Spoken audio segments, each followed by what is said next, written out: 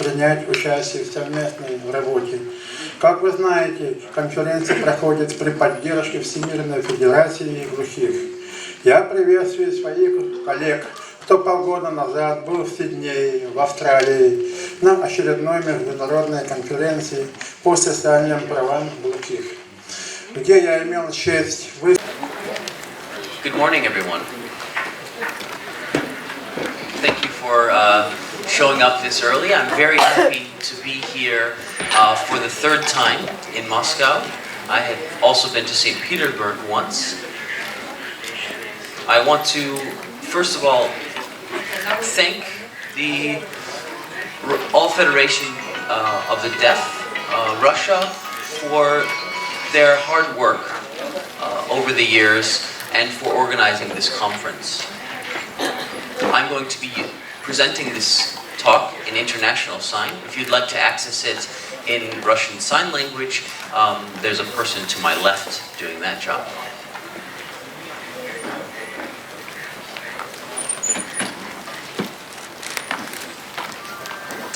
When looking around at the different countries throughout the world that have fought for sign language rights,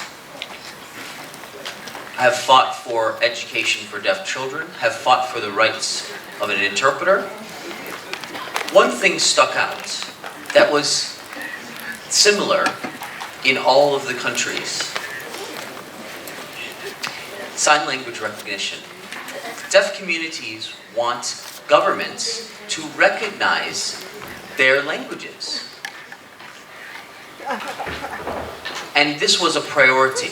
It wasn't something that was put after deaf education or after rights to interpreters. This is something that unites us as sign language users throughout the world.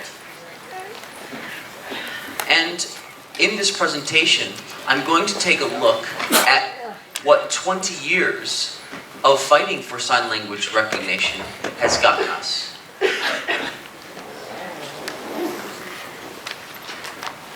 And in that review, I also want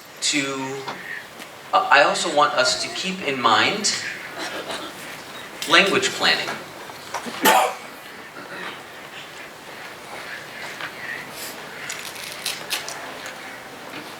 Language planning has to do with written, spoken, or signed languages. And when we look at languages and how they're represented in our society, they kind of follow different pathways. And those pathways we try to plan. So we have status planning, which are efforts by governments and institutions to set spheres of use for languages. So in Russia, you have written and spoken Russian as the predominant language of use in Russia. Okay, so when you watch TV, when you read newspapers, you're getting all of the information in Russian first and foremost.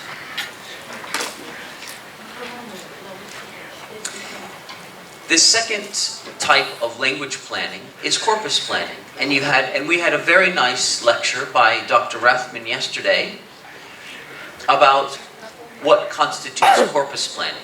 And it's basically, again, a standardization and elaboration of a language and a collection of data of what that language looks like or sounds like. Third, we have acquisition planning. And these are policies designed to increase the users of the language. So how do people learn the language? How do people model the language? That has implications for acquisition planning. And last, attitude planning. So these are efforts to change individual and group attitudes to a language, to try to even out the score, where one language is seen as being more important than another. Within deaf communities, we can look at each one of these parts of language planning in detail. One thing that's very clear is that sign language users want sign language to have a certain status, to have an official status that is equal to written and spoken languages. We have the research to prove it, and we would like governments to recognize that sign languages are full languages.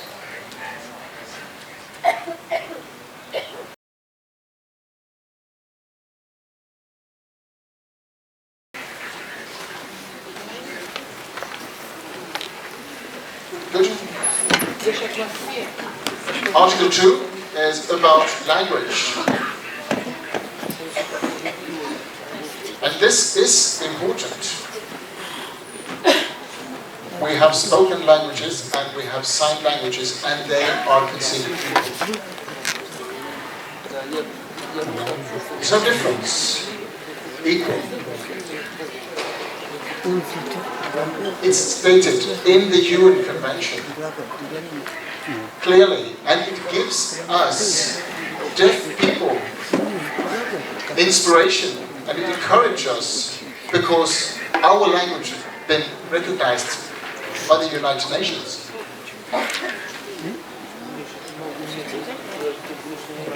The next article I would like to mention is Article 9, and it's about accessibility, about services.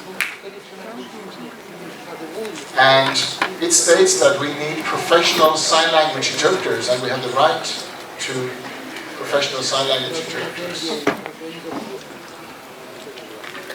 And this means interpreters should be trained and be interpreted as their profession and be able to provide high quality interpretation.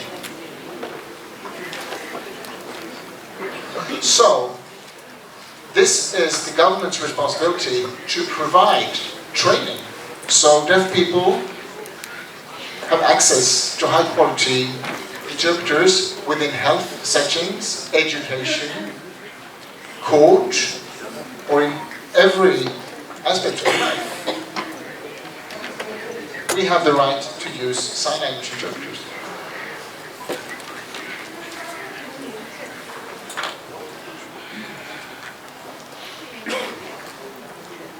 Article 21 is about access to information.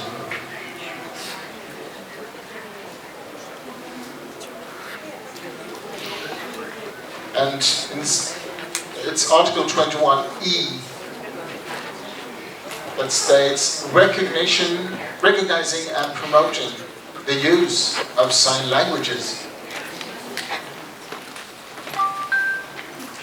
This means that governments must support your language, and they also need to make sure that there are grants for research to get more and provide the public with more information about sign language. It's important. We need to respect different signs, different sign languages. It could be one word in the spoken language could have equivalents by 5 signs, for example, and that must be recognized. And we here want to state that we are not supporting standardization of sign languages. It's important that we respect the differences in the variety locally within the sign language community. That's what the sign language consists of. Diversity. Later this afternoon, we will discuss this statement and we will make it public. Standardization is about not respecting the linguistic rights of deaf people.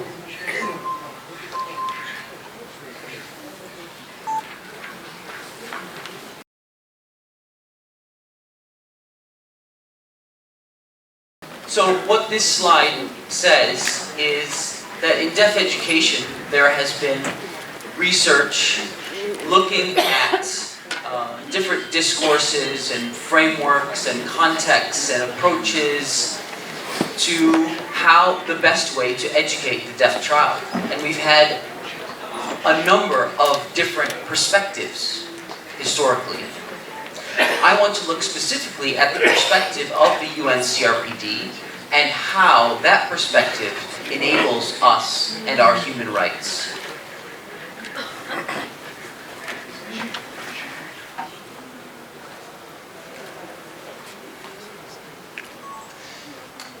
So now that the Russian government has ratified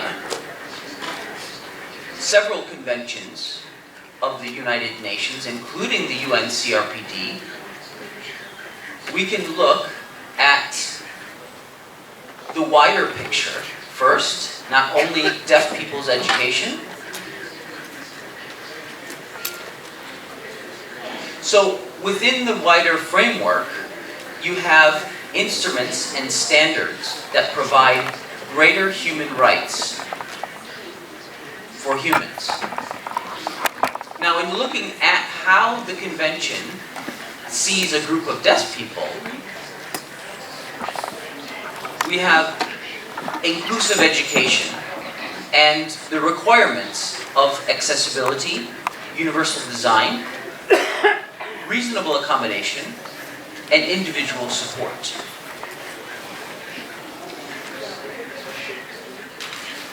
Now I want to look at the relationship between inclusive, so these things that I've just mentioned, and bilingual education. So I'm going to skip ahead because Colin Allen has already described Article 2, 9, 21, and 24, and go right ahead to this diagram. If I could sum up the UN Convention in one picture, what it basically says is the deaf community should be viewed from a linguistic, cultural, and identity perspective. We can see specific requirements like the physical environment, transportation, information, and communication as areas that need to be accessible. So how things are accessible can be pretty easily put out. So blind people need things in Braille, deaf people need things visually.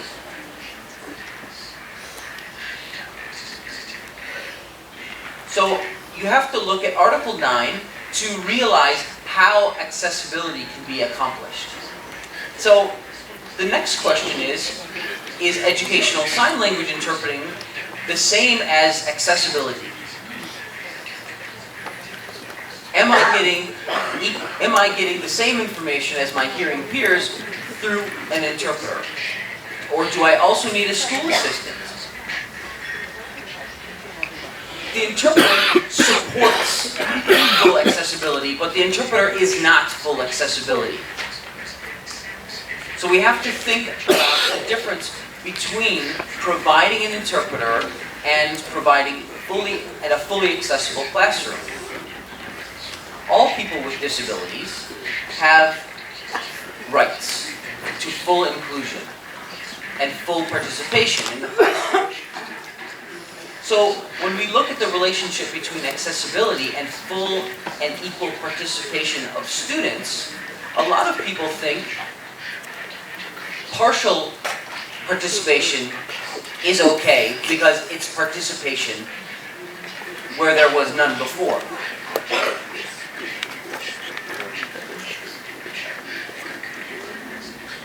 When you look at reasonable accommodation, this is how I'll sign it.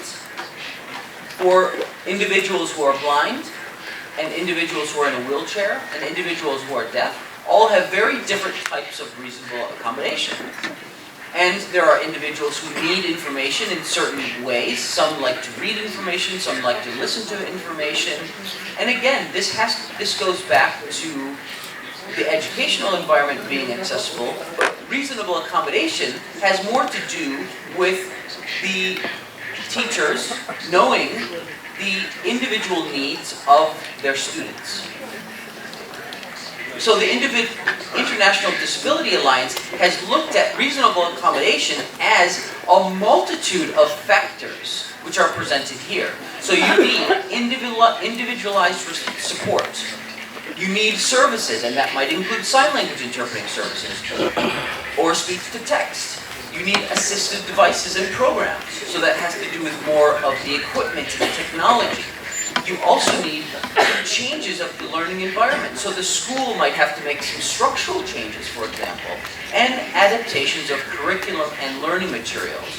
All of these things have to be considered if you want to provide reasonable accommodation, and this is new.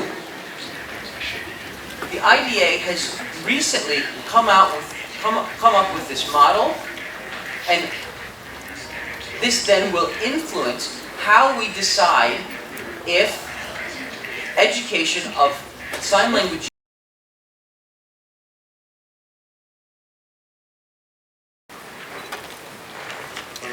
Good morning. Hello again.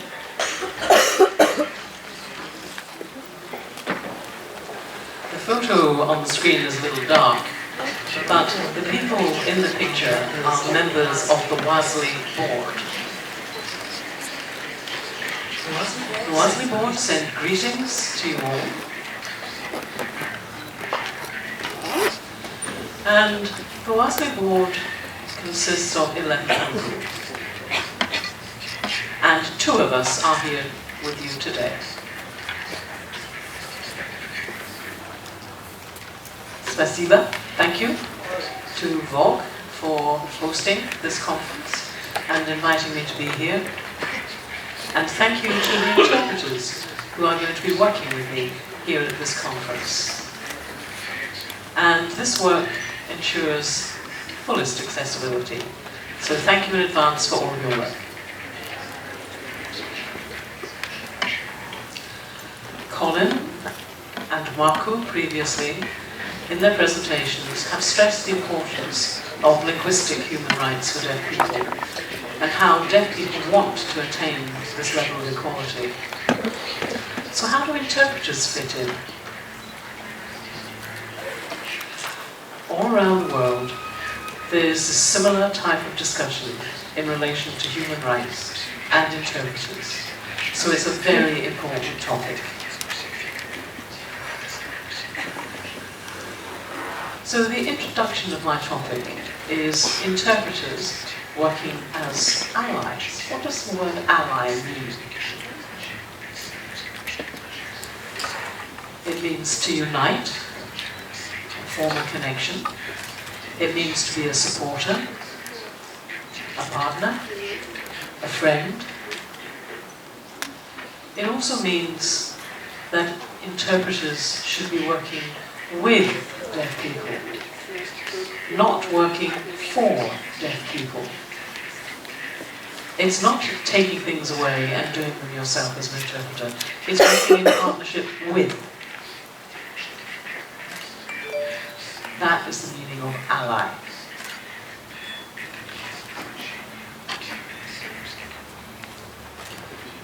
In Marco's presentation and Colin's presentation, both of them referred and stressed the importance of the UNCRPD. And that document is extremely important. Now, interpreters have a huge responsibility to enable deaf people to access their human rights.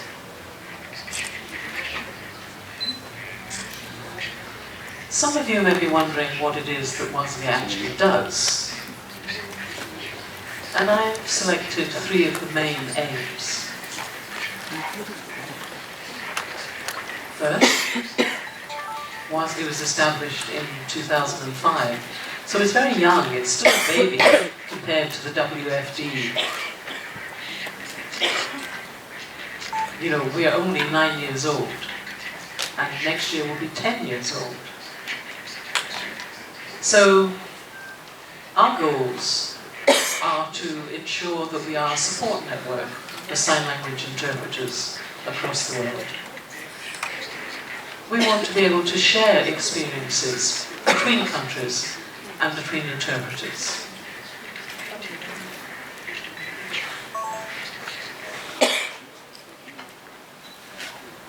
Some countries have interpreter associations, and other countries do not have interpreter associations. And one of the aims of WASLI is to encourage the establishment of national associations of sign language interpreters in countries that don't have them. Here in Russia, you do. I hope in future you will become a member here in WASLI. Our third aim is that WASLI works in partnership with the World Federation of the Deaf, deaf associations, and associations of the deafblind. It's very important to establish these partnerships. We are not, as interpreters, going in one direction and the deaf community in another. It's important we work closely together.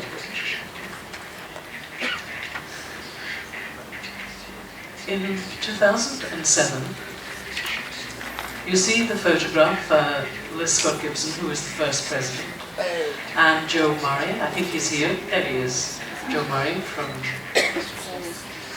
standing in front of our joint statement, which was between WASLI and the World Federation of the Deaf, and outlined how we would work together and the aims that we agreed upon to support each other. You see at the bottom all the scribbled signatures? All of the interpreters who attended the conference, as individuals, wrote their name on this joint statement. And it was important because they then could go back to their country and carry out the promise that they had undertaken by signing the joint statement in the work that they were doing in their countries and their associations.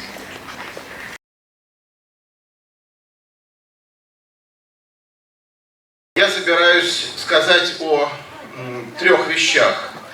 Вначале несколько слов о том, как данные жестовых языков, и в частности, конечно, и русского жестового языка, влияют на общее представление лингвистов о языке, влияют на теорию языка.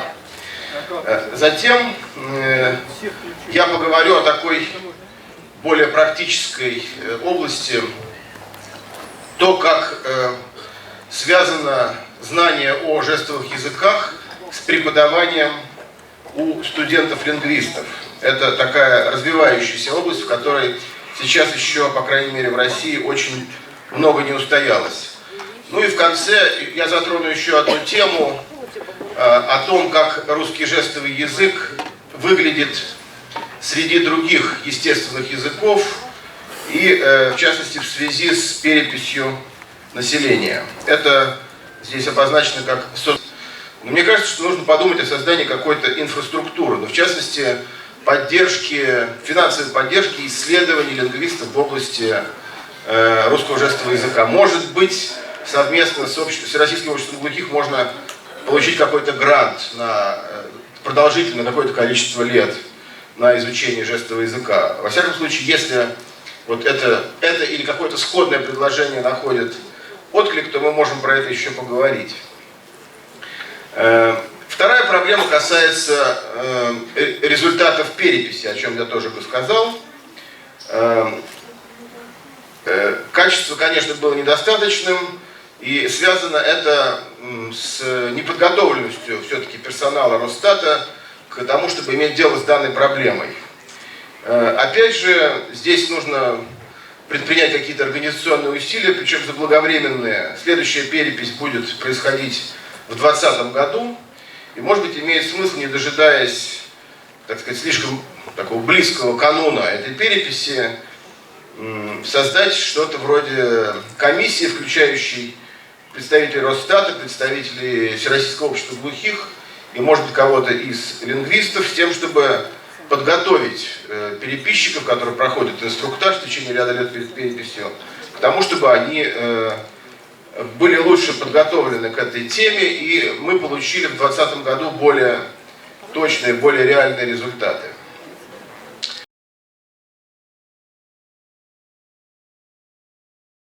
Но тем не менее, я воспользуюсь все-таки 5 минутами вашего времени. Я вам хочу показать картинки. Дело в том, что, я думаю, во всех странах интерес к лингвистическим исследованиям жестовых языков, он начался просто с наблюдений. Потом это были попытки описывать этот язык. И только потом начались действительно вначале любительские исследования, и только потом профессиональные. Докладчики сегодня упоминали несколько имен, и просто можно на картинку покажите Льва Выгодского. Он очень красивый был человек. Просто хочу, чтобы все видели, как он был красивый. Вот. Как раз Сузан Грегори говорила и цитировала Выгодского, который знаменитый наш психолог, который очень много говорил о жестовом языке, он его пытался описать, и он первый говорил, что это система.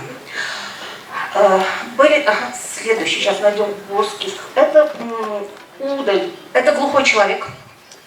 Он был членом, чтобы не соврать, сейчас меня паленым бьет, он был членом Совета Всероссийского общества глухих, и он очень много писал о жестовом языке. У него абсолютно фантастические зарисовки, наблюдения и описания этого языка, которые датируются 20-ми годами. Это действительно просто уникально.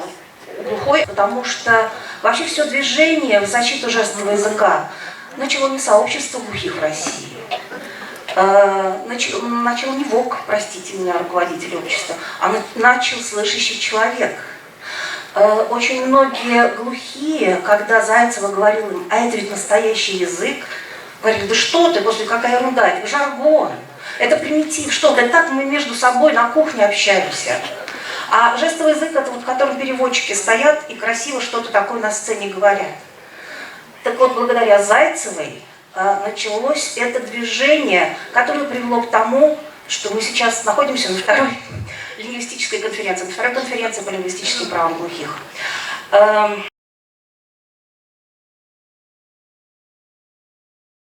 around the world, we see many different laws, many different pieces of legislation. And the situation I'm going to describe in Finland is we have constitutional recognition. And in the UK doesn't have a constitution.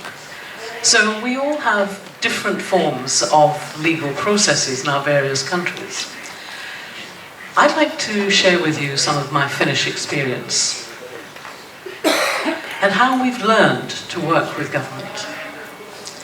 In the Finnish constitution, we acknowledged in 1995 the status and place of sign language. That sign language users had the right to be respected within the law. So that was in 1995. But when you look all around the world, the very first country was not Finland, it was Uganda in Africa. Finland was the second country here in Europe. And of course, when we were formally recognized within the Constitution and our sign language, we thought this was the end, this was our success. But then we had no idea about how we could proceed because we had no other models of countries out there to exchange experiences with. So we had to make the first steps to see how we could take things forward and implement things to improve the status.